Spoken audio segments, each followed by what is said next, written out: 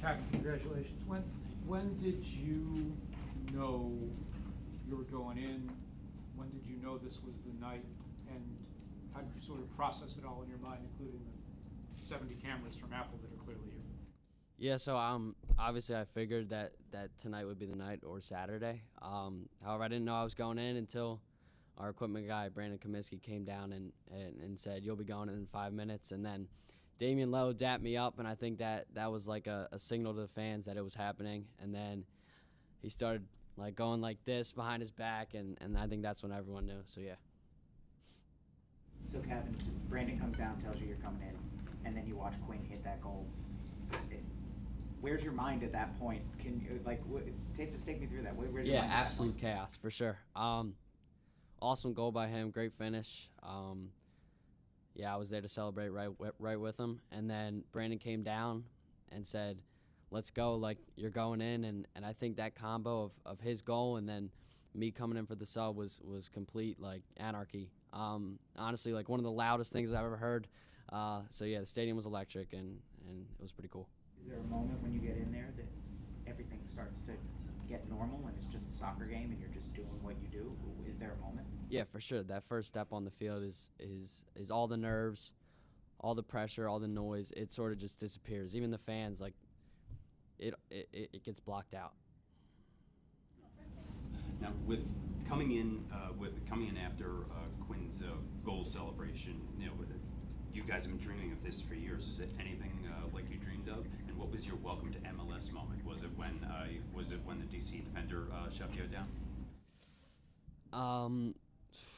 My welcome to MLS moment is, probably when I got knocked down and sort of, we kept possession obviously, but it was still like pretty cool to see the change in size from U17 to MLS Next Pro and then now the big deal. So yeah, game's just gonna get more and more hard for me. So I think that was the moment.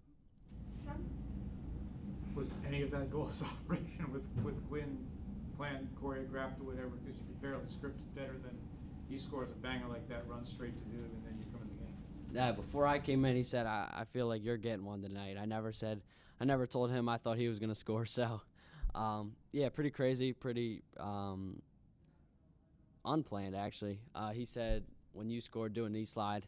Then he did it and did a knee slide. I guess he copied me a little bit, but we hit our little fist to hand celebration afterwards, which is like one of our first handshakes that we ever had. So honestly, a pretty amazing moment. Congrats.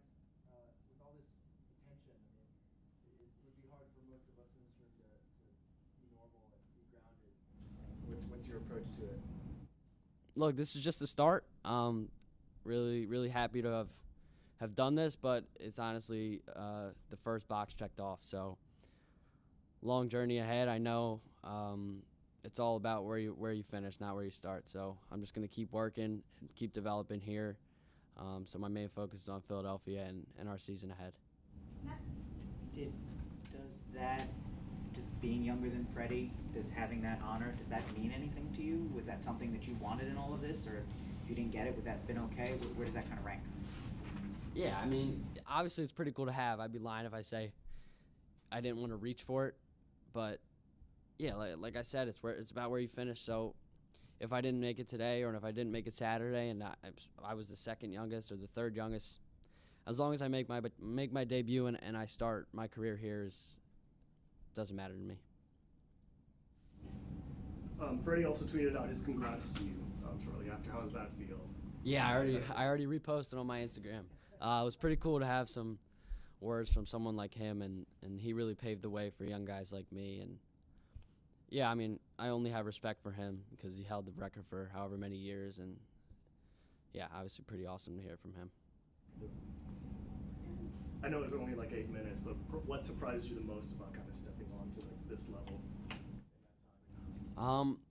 I think the fans, every time I touched the ball, they went crazy, and obviously I dreamed of this day, and I had some pictures in my mind of what it would look like, but just hearing them behind my back every time the ball was at my foot was crazy to me. To that point, Cavan, you've been over to Europe enough times already. You know how it is when there's a young kid that everybody wants a piece of, whether it's Holland, I mean Dortmund. You think of all the guys who come through there, Holland, Adeyemi, all that. Everybody wants a piece of them all of a sudden as soon as they come up, you know. And you're 14 and already everybody wants a piece of you. You know, how do you deal with all that sort of stuff?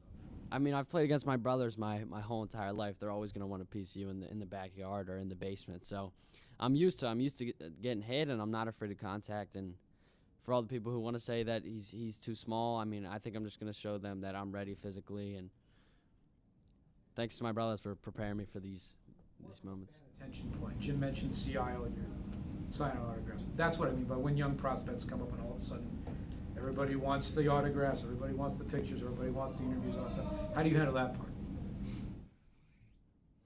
I always give those guys attention because I know I was in their shoes once, and I was devastated if I wasn't getting a picture from one of those celebrities or 76ers players that when I went down by the court. So, I mean, I'm always down to give an autograph or a picture for them. All right, thanks everyone. Union Locker Room is open.